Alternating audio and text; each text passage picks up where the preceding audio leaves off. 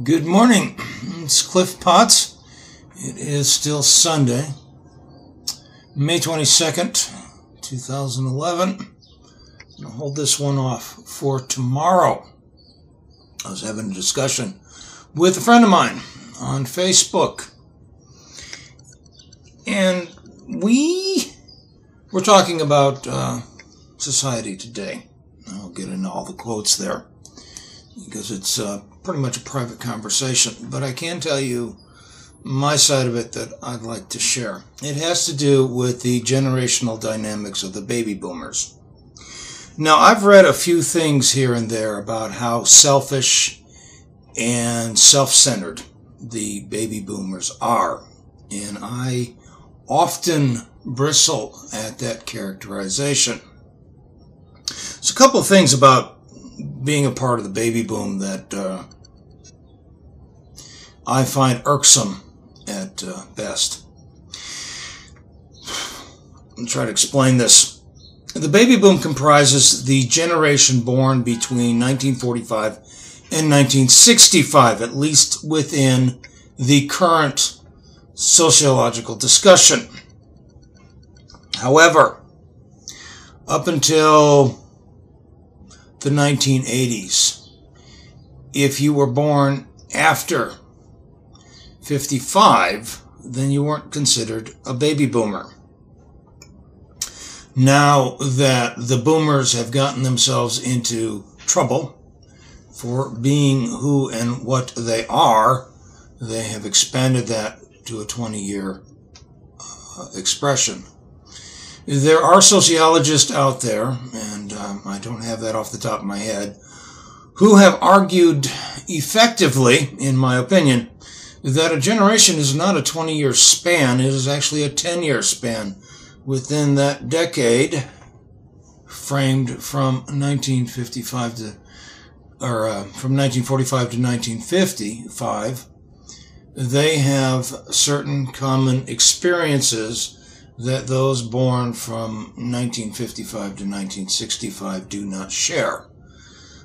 Many of these experiences include the 50s, as we know them, Woodstock, the rise of rock and roll, the Beatles, the Vietnam War, political activism in the street. All that was over and done with by the time the latter half of the generation came of age. So we do not, those born from 55 to 65, do not share the experiences or the memories of our older brothers and sisters. The other thing we don't share is the prosperity of being the godsend to the GI generation. We were often just another child. It was the boomers, those born between 45 and 55, who were given the red carpet and silver spoon. And it is those born between 45 and 55 who are now out of the marketplace, pulling everything they can to themselves so that there's little or nothing left for anyone else. And that is what I'm seeing going on with these discussions that we have today about austerity. To the GOP, those of you who ran in the streets and protested the horrible war in Vietnam, who then bought into the capitalist dream, I salute you. Am I making myself very clear now? I think so. Thank you. In the 1930s, a man by the name of Huxley wrote a book called Brave New World. It is in a movie, and from what little I have seen about the movie, it looks fairly close to what Huxley was writing about. I haven't seen the whole thing, I've just seen clips, and I'll annotate them here now for you. That led to a discussion on George Orwell, which got me into a bit of a rant about him.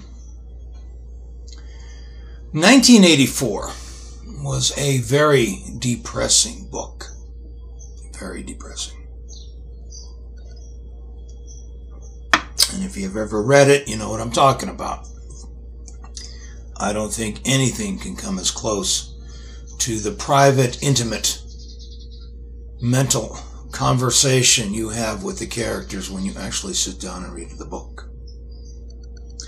The problem with 1984 and the problem with George Orwell is he was so damn concerned about communism and socialism and how much he hated it that he didn't see the damages done by the corporations.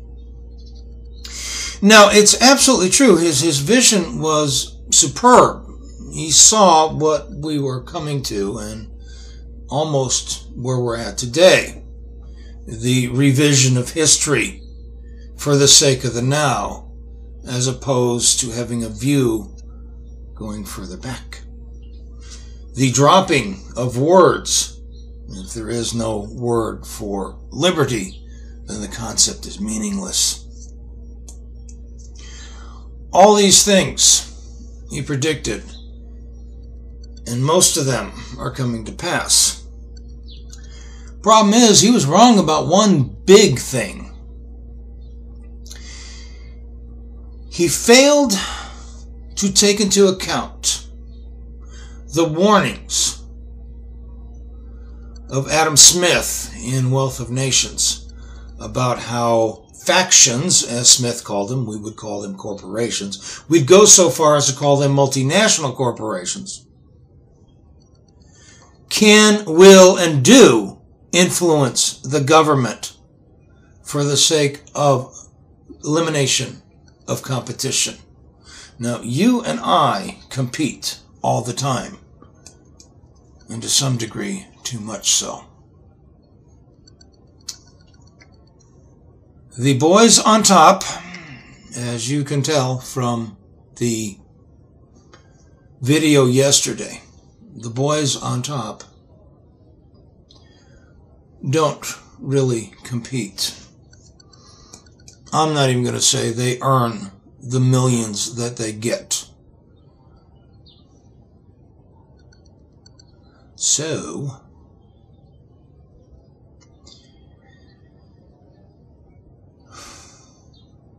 Huxley was right. Smith was right. Orwell had an axe to grind. And that's all. And the damnable world that Orwell predicted has come about not by the governments, but by the multinational corporations. I want you to take that to bed with you tonight and think about it. It's Cliff Potts. Thank you for your time. Once again, may your God go with you. I'll talk to you later. Bye-bye for now.